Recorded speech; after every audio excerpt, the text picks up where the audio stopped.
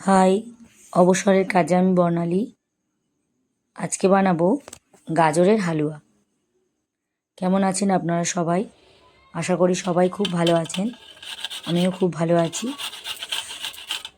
গাজরের হালুয়া বানানোর জন্য প্রথমে আমি 800 গ্রাম গাজর পরিষ্কার করে ধুয়ে ছাড়িয়ে রেখেছি। এখন একটা গ্রেটারের সাহায্যে সব গাজরগুলোকে আমি গ্রেট করে নেব। শীতকালে গাজরের হালুয়া রুটি দিয়ে খেতে খুব ভালো লাগে। এখন আমি একটা গ্যাস অন করে নিয়ে একটা কড়াই গরম করে নিয়েছি। কড়াইতে দিয়ে দিলাম 1 চামচ ঘি।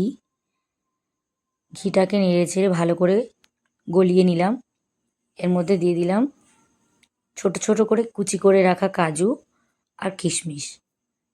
কাজু আর কিশমিশটা আমি হালকা করে ভেজে তুলে নেব। হালকা লাল হতে যেই শুরু করেছে আমি এখন এগুলোকে একটা বাটিতে তুলে নেব। ওই ঘিয়ের মধ্যে আমি 3টে এলাচ মুখটা একটু ফাটিয়ে আমি দিয়ে দিলাম। আরও একটু ঘি অ্যাড করে দিলাম। এখন দিয়ে দেব গ্রেট করে রাখা গাজরগুলো সব। কিছুটা গাজর দেওয়ার পর হালকা হাতে নাড়াচাড়া করে নিলাম, কারণ গ্যাসের ফ্লেমটা জোরেই দেওয়া আছে। যদি না নেড়ে দিই একবার তাহলে পুড়ে যাবে নিচ থেকে। এখন আমি সব গাজরগুলো একসাথে দিয়ে দেব। গ্যাসের ফ্লেমটা মিডিয়ামে দিয়ে দেব। সব গাজরগুলোকে ভালো করে নেড়ে ছেড়ে সুন্দর করে ভেজে নেব।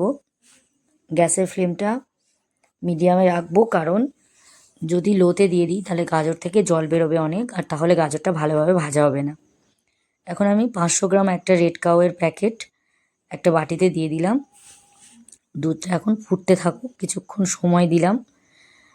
সেই ফাঁকে আমি গাজরটাকে আরও বেশ কিছুক্ষণ নাড়াচাড়া করে নেব। দুধটা জাল দিচ্ছি। দুধটা একটু ঘন করে জাল দিয়ে নেব। গাজর যতটা ভালো ভাজা হবে হালুয়াটা তত তাড়াতাড়ি সেদ্ধ হবে এবং তার টেস্টটা আরও বেশি ভালো হবে। গাজর ভাজা হয়ে গেছে। এখন আমি এর মধ্যে দিয়ে দিলাম পরিমাণ মতো নুন।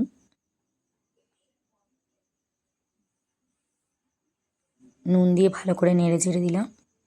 দুধ ফুটতে শুরু করেছে। আমি আরও বেশ কিছুক্ষণ জাল দিয়ে নেব।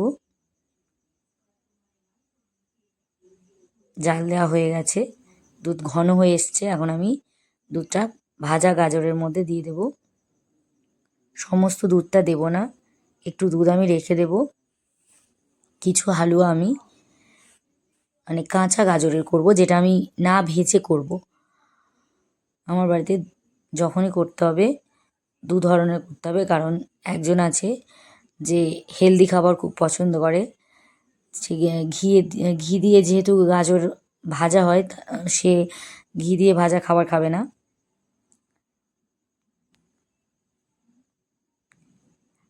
দুধটা আমি বেশ অনেকটা পরিমাণে দিয়ে দিলাম, খুব অল্প পরিমাণ রেখে দিয়েছি। এখন ঢাকনা বন্ধ করে দেব। 10 থেকে 15 মিনিট ফুটিয়ে নেব। ঢাকনা খুলে নিয়েছি। এখন সুন্দরভাবে ফুটছে। গ্যাসের ফ্লেমটা কিন্তু আমি লোতে দিয়ে রেখে দিয়েছিলাম। সব গাজর প্রায় সেদ্ধ হয়ে এসেছে,